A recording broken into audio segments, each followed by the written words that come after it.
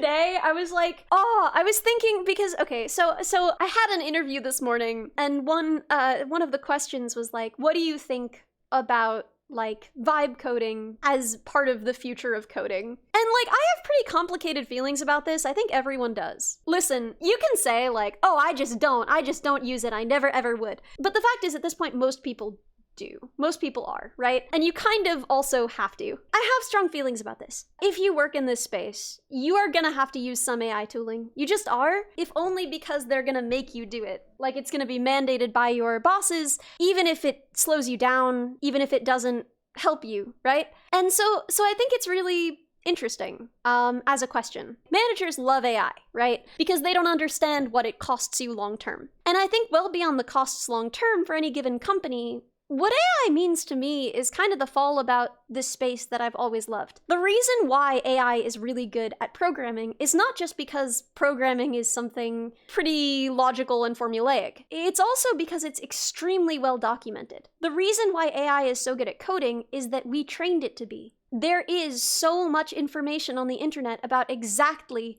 how to code. I feel like, to some extent, there is less of an ethical issue for me with using AI coding than there is, for example, with using AI art, because I have always felt like everyone's code is for everybody. As an open source girly, I have always felt like it's perfectly fine to copy-paste. I feel like taking someone's art is really bad, but taking someone's code is cool and fine. Someone taking my code is cool and fine. Open source usually demands attribution. I mean, it depends on the license, but the MIT license does not, right? Doesn't demand anything. It is simply yours. Obviously, you have to keep it open source, I think, but I don't even know if you actually do as part of the MIT license. Does anyone know? You have to attribute for MIT? I don't remember. Anyway, the point is, I like to attribute. However, I don't really care nearly as much, right? I feel like if someone used my music, copied my music, that would bother me a lot more than someone copying my code. My thing about it is that I don't think it's like an enormous moral problem for me personally. I don't really care if someone chops up my code into little pieces and uses it somewhere else. There is, I think, stealing someone's art, and then I think there is stealing someone's code, which I think is very cool and fine, right? I think it's fine to steal my code. So anyway, that's my sort of rambling take on the ethics of vibe coding. I think it's bad for an individual company if too much of your code base is vibe coded. I think in pretty obvious ways, but I also think in some less obvious ways, right? Like maybe you're pushing slop, maybe you're pushing really well-tested code, but you also don't know what it does. And that's no good, because it's similar to having high turnover, right? If you just push some vibe-coded stuff, then you don't know what it does. Definitely a security issue.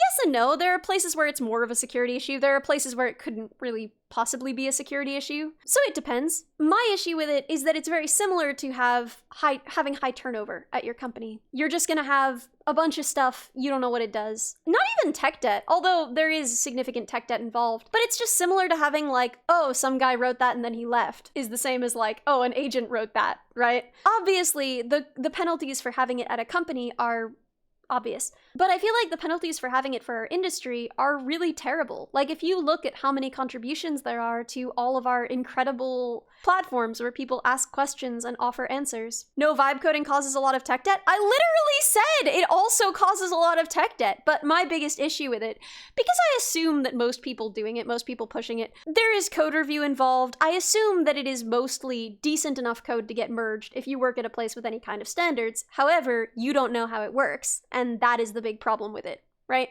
My issue is for the industry overall. The industry overall suffers a great deal because Stack Overflow is why agentic AIs are so good at coding, right? It's because they have access to just so much information, so much advice from us. And this works for now. But as soon as new technologies come out, there's not going to be a Stack Overflow to train the new generation of agents. And I think that that's really sad because we are going to have lost the ability to help ourselves. A similar thing happened, and this is like the kind of thought that's not for anyone. Like, no one cares about this. No one cares about this. People in the chat are already like, Ellie, move on, sing more songs. But I was thinking about how it's sort of similar to, breast milk.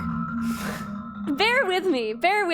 After the introduction of formula, which was a really important technology, formula was a really helpful technology. It is obviously, we know now, healthier for most babies most of the time to be on breast milk than on formula. With that said, though, what if you get mastitis, right? What if you get some kind of infection? What if your baby simply won't latch, right? What if your baby has some kind of problem with their mouth and it really hurts them to suck, and so they're not getting enough food? There are a lot of reasons why formula is a really, really good thing to have. Really helpful to the human race. But when it first came out, it was pushed on everyone. It was pushed on everyone so much so that we lost a lot of the generational wisdom that we had. The same way that programmers are this culture that teaches each other, that answers each other's questions, that asks questions when they know them, there was all of this incredible wisdom passed down from mothers to daughters about how to nurse, how to get a baby to latch, what to do if the baby's not latching, what to do for sore nipples, right? There was all of this tribal knowledge that was carried from generation to generation, and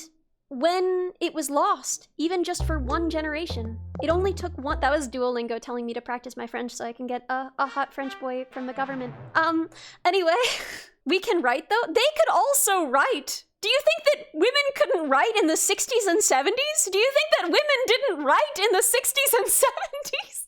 I promise you they did. But I think that it's very similar. Your mom is a lactation consultant. She complains about this a lot. So she knows exactly what I'm talking about, right? So yeah, that's my concern about AI encoding, is that suddenly, instead of people asking on Stack Overflow, instead of people learning how to look on Stack Overflow, instead of people asking on Reddit, instead of people, finding the project that they're on and opening issues on that project, they're all going to AI. And AI has all of the answers this generation.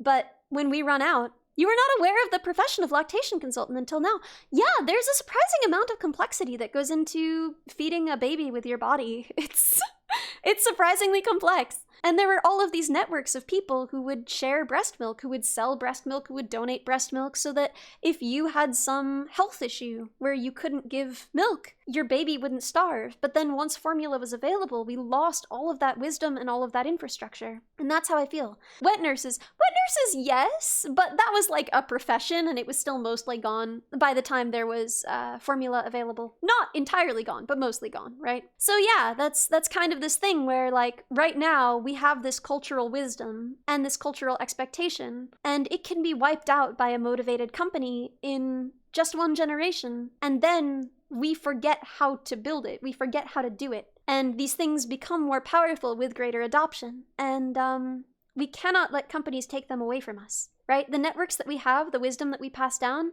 we cannot let companies take them away from us, because then we become dependent on them. And that is the same reason why it is important for people to have their cultural knowledge of how to breastfeed, even if they choose not to, and for why it's important for us to keep our tribal knowledge as coders alive, even when we are pushed more and more by companies and by the companies we work for to use LLMs. Anyway, that was needlessly long, and I'm sure not very interesting.